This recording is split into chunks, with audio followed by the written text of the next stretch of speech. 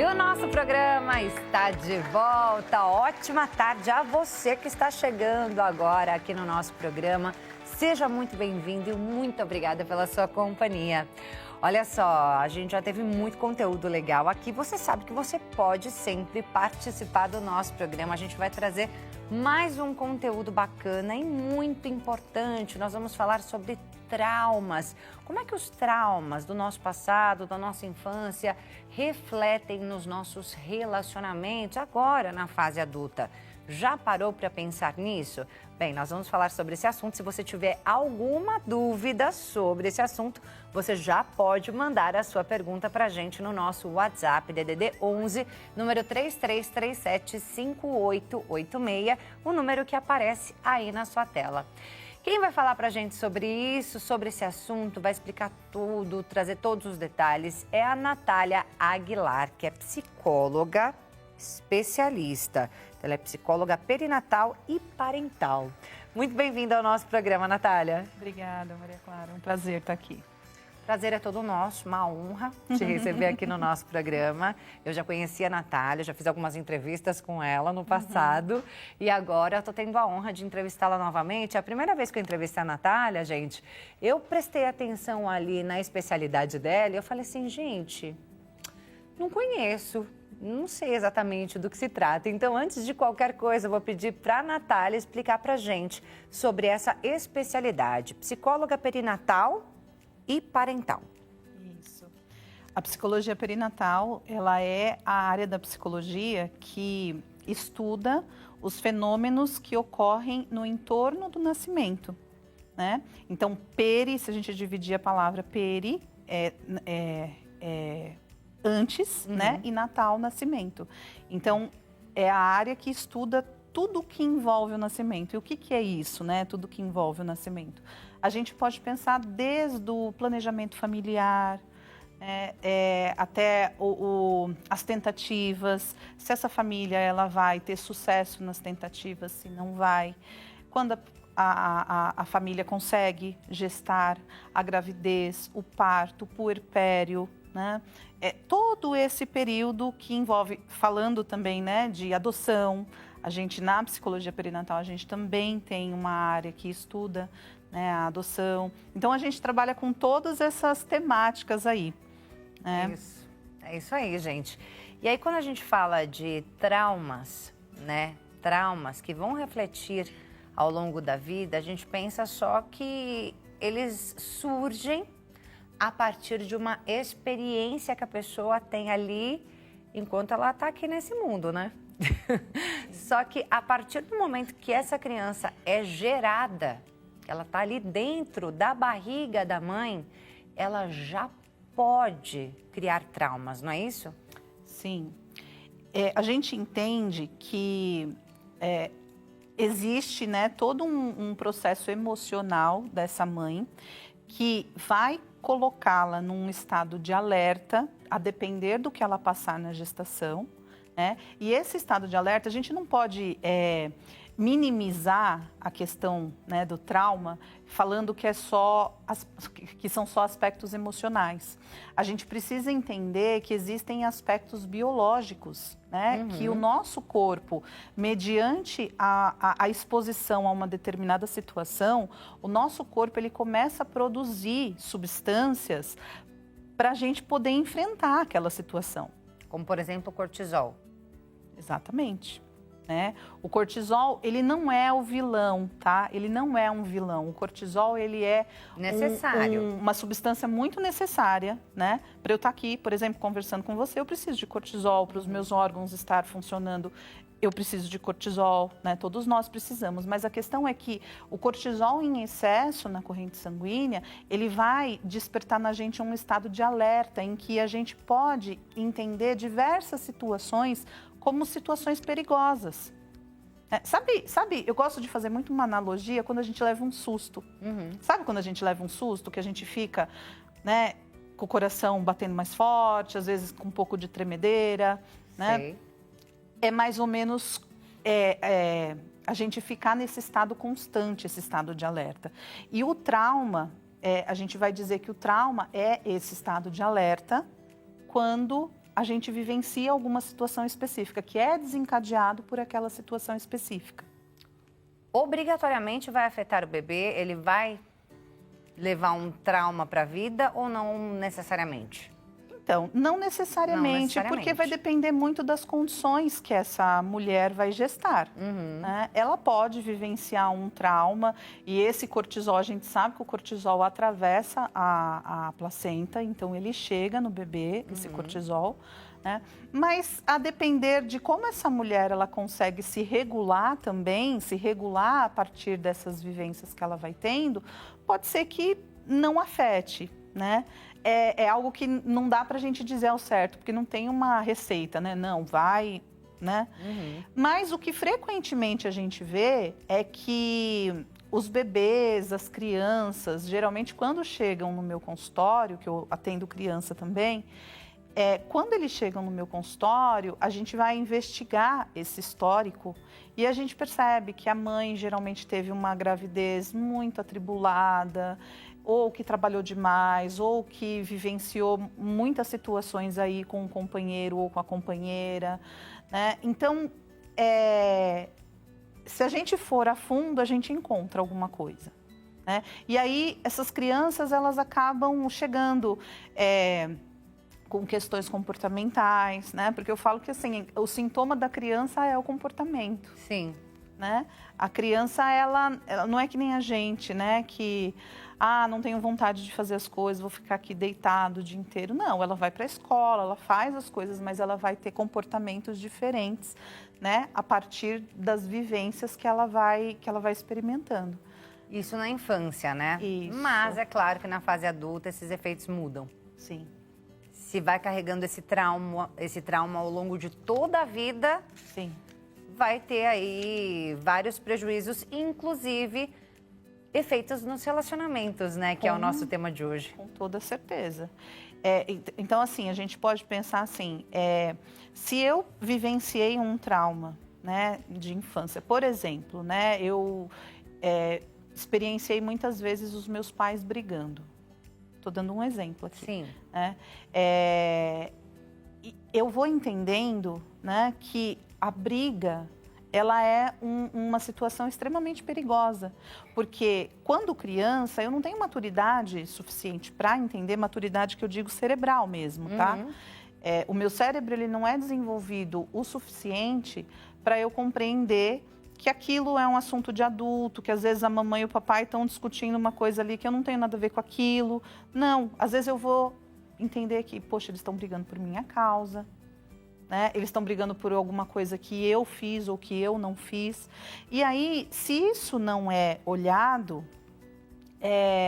na hora que essa criança que se torna um adulto, ela vai para um relacionamento, ela pode levar isso, né? Como ou ela vai brigar demais, né? Porque ela vai internalizar aquele modelo, ou ela vai evitar a briga, né?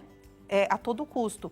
E quando eu falo briga aqui, eu não estou falando briga, só a briga mesmo, mas eu estou falando que às vezes é necessário se ter discussões dentro de um relacionamento. Quando algo não vai bem para mim, né, meu parceiro, minha parceira, a gente precisa conversar, a gente precisa dialogar. Né? E aí, muitas vezes, essa situação, ela vai ser uma situação incômoda para essa pessoa. E aí, essa pessoa, ela vai só engolindo, né? E algumas pessoas até podem somatizar. Com certeza. E ficar doentes, né? Quando a gente somatiza, a doença vem no corpo, né? É uma doença física. Isso. E aí, a gente falava aqui que os traumas podem começar ainda na gestação. Se é um bebê, às vezes também os pais falam assim, não, é bebê, não está vendo nada, não sabe o que está acontecendo, não está ouvindo nada. Se já ouve, entende de alguma forma, se já tem esses reflexos dentro da barriga, imagina quando está fora. Então, o bebê também sofre tudo isso. Sim, sim. Inclusive, a gente tem dentro da psicologia perinatal um campo que se chama clínica de bebês, que os atendimentos, eles são focados para os bebês. né? No sentido, né, de às vezes a mãe ela traz, né, alguma situação que foi vivenciada, porque geralmente a mãe sabe, né, o que ela vivenciou na gestação. Então, às vezes ela traz alguma situação que foi vivenciada que ela acha que tá difícil ela conseguir se vincular e esse bebê conseguir se vincular com ela, né? Então, esses bebês eles vão para a clínica de bebês, né? Ou às vezes, quando o bebê ele demonstra o comportamento, não é que ele é muito agitado, mas ele demonstra esse comportamento para dizer que tem alguma coisa de errado, né? Esse bebê ele é levado para a clínica de bebês, né? Então tem alguns profissionais que já trabalham com isso. Natália, estão chegando algumas perguntinhas aqui. A gente está com um probleminha na tela. Eu vou pegar aqui pelo WhatsApp que me mandaram aqui as perguntas dos telespectadores. Olha só, uma pessoa pergunta, ela prefere nem se identificar, ela não mandou o nome essa pessoa, né? É isso. Ela mandou o seguinte, ela disse, eu tenho problemas de comunicação devido a traumas na infância. Ela só quer saber que tipo de especialista procurar, fono ou psiquiatra? Olha, eu procuraria um psicólogo. Psicólogo? Né? Porque eu acho que assim... Precisa de terapia? Eu entendo que sim. É mesmo? A fono, na verdade, eu acho que Se for a uma fono... gagueira, por exemplo, né? A fono, ela é um profissional interessante também de se procurar. Mas assim, quando a gente fala de algum aspecto... vamos pensar assim, algum aspecto, um transtorno, né, algum aspecto que tem a ver, né, o biológico envolvido, né? Então, por exemplo, o transtorno do espectro autista, né? A criança ela tem dificuldade em falar, a pessoa ela tem dificuldade em elaborar a fala, em construir frases. Quando ela fala, quando essa pessoa me pergunta, né, com relação a um trauma, se ela está relacionando a dificuldade de comunicação a um trauma, então, eu não indicaria uma fono. Tá. Eu indicaria um psicólogo, né? O psiquiatra, eu acho que talvez fosse uma segunda etapa de um tratamento psicológico, né? E dentro da psicologia também, dentro da terapia, aí também vai ser avaliado se tem alguma questão emocional, né? Se tem, mas o fonoaudiólogo ele vai trabalhar muito mais com essa parte biológica, né? De estimular a musculatura, né? Enfim. Então, quando é relacionado a um trauma, a um bloqueio, né? Eu diria mais que um psicólogo, eu acho que seria mais adequado. É isso, e aí se precisar do psiquiatra, de repente o próprio psicólogo vai indicar, não é isso? Isso. É um processo, né? A gente fala que assim, né? O tratamento psiquiátrico, ele precisa ser acompanhado com o psicológico. Né? Porque senão cria-se essa ideia de que você toma um medicamento ali e pronto, resolveu os problemas. E não é bem assim. Exatamente. Precisa de todo um trabalho psicológico ao longo de... um longo período também, né? Sim. É um tratamento, né? Muitas vezes os psicólogos falam, é trabalho de formiguinha, né? Trabalho de mesmo, formiguinha, né? A gente tem que ter paciência até chegar no resultado. Isso. Bem, a gente falou de alguns dos traumas possíveis aí na infância e agora eu queria que você falasse um pouquinho sobre os traumas que afetam diretamente essa criança, né? Então, seria, por exemplo, uma negligência, né? Aquela criança que não é cuidada fisicamente mesmo ou até emocionalmente, ela tem uma distância ali de alguma das figuras ali da família, né? Então ela é negligenciada nesse sentido. Ou até mesmo algum tipo de abuso emocional ou físico, né? Que essa criança venha a sofrer ali por parte de algum familiar, né? Então ela é diretamente afetada por esse mal que vai trazer esse trauma. Nesse caso, os efeitos são os mesmos ou tem diferenças? Então, tudo depende também da de forma cada pessoa, de cada pessoa e como que ela vai se desenvolver ao longo da vida. Exato, mas assim, quando a gente fala em negligência e abuso, né, a gente pode pensar que os efeitos eles vão ser efeitos mais impactantes na vida dessa pessoa numa fase adulta. né? A gente até tem, eu me embaso muito numa teoria que se chama a teoria do apego, que ele vai trazer 4 tipos, né? Nós temos 4 tipos de apego, né? E existe um predominante na gente. Então, nós temos o apego seguro, o apego inseguro ambivalente, o evitativo e o desorganizado.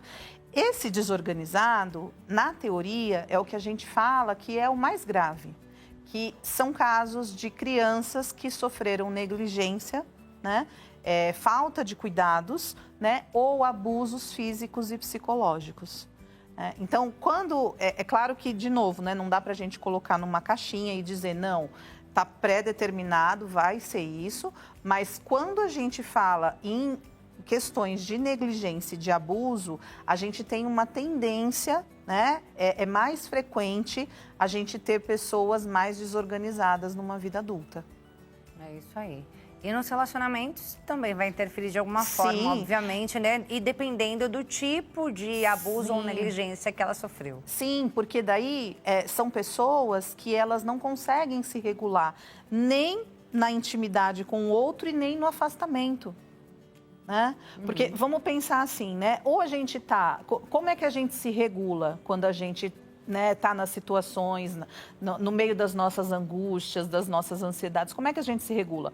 Ou a gente se regula se aproximando do outro, ou a gente se regula ficando um pouquinho mais na nossa, né? Fico ali mais na minha, quietinha, respiro fundo, e aí eu vou me regulando, né? A gente tem essas 2 formas. Tem pessoas que precisam de outras pessoas, e tem pessoas que precisam de um momento ali com elas. Esse tipo de pessoa, né, que sofre negligência, que sofre abuso, ela tem uma tendência, ela não consegue se regular nem na intimidade e nem na evitação. Então, vamos pensar, uma pessoa que não consegue se regular em nenhuma das situações. É uma coisa, né, eu falo que é até assustador isso, e é muito difícil viver isso. Bem, a gente tem mais uma perguntinha de WhatsApp que chegou aqui. Essa pergunta é da Fátima Soares.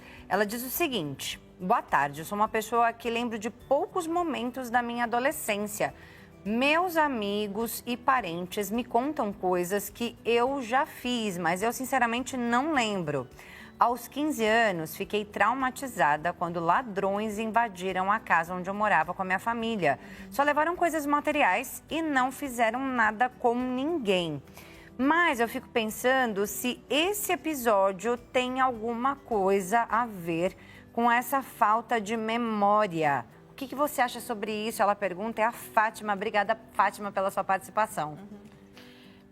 O trauma, às vezes, ele pode... Às vezes, o efeito, ele é tão traumático que o nosso próprio organismo, ele cria um mecanismo de defesa para a gente não ficar revivendo aquilo.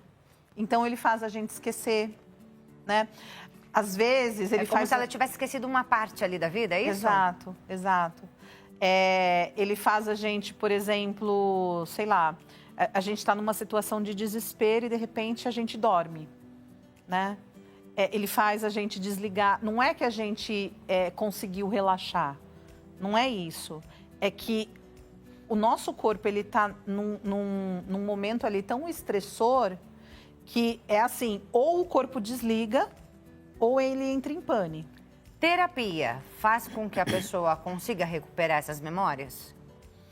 Às vezes sim, mas é importante entender que isso é um processo. Tá? É importante entender que isso é um processo e que na terapia, eu costumo dizer assim, que a gente não força o cliente a reviver o trauma, a relembrar o trauma. Porque, às vezes, reviver o trauma, relembrar, ele vive tudo aquilo de novo e, às vezes, pode ser mais traumatizante ainda. Né? Mas a terapia, pelo menos na minha concepção de terapia, eu entendo muito que é ser companhia, é sustentar aquele momento de angústia que muitas vezes as pessoas que estão fora não sustentam, né? Então, às vezes, a pessoa está tendo uma crise de ansiedade, porque o trauma, ele causa, né, crises de ansiedade. Né? Quando essa pessoa ela revive esse trauma, ela se lembra desse trauma, isso causa crises de ansiedade. Então, não é todo mundo que sabe lidar. Né? As pessoas, geralmente, elas querem acabar com aquilo, elas querem fazer aquela pessoa melhorar a todo custo. E muitas vezes elas acabam deixando a pessoa mais ansiosa ainda, né? Por elas não saberem mesmo o que fazer, não é por mal. Né? Mas eu digo que, assim, na psicoterapia, a gente tem que entender, nós, enquanto profissionais de saúde, a gente tem que entender que a gente está ali para sustentar o sofrimento do paciente, para estar com ele no sofrimento e para passar com isso junto com ele. Exatamente, cada um vai ter um tempo ali. Exato. Só para a gente levar esperança, eu tenho só mais um minutinho aqui de programa. Para todos os tipos de trauma e todos os tipos de situações que a gente conversou aqui, existe um trabalho que pode ser feito. Com certeza. O primeiro profissional a ser procurado seria o psicólogo. Sim, eu recomendo o profissional da psicologia, eu acho que é o mais recomendado. E o profissional da psicologia, ele vai saber, né, manejar, encaminhar para algum outro profissional que precise. É isso, gente. Vou deixar aqui o contato da Natália Aguilar, lá no Instagram, é o @NatáliaAguilarPsicóloga, @NatáliaAguilarPsicóloga. Obrigada, viu, pela sua participação aqui no nosso programa. Amei revê-la. Eu que agradeço, também amei conhecê-la pessoalmente. Obrigada. É isso aí, até uma próxima oportunidade. Até. A você que nos acompanhou até aqui, muito obrigada pela sua companhia. Que Deus abençoe o resto da sua tarde. Um beijo grande pra você e a gente se encontra na próxima. Tchau, tchau.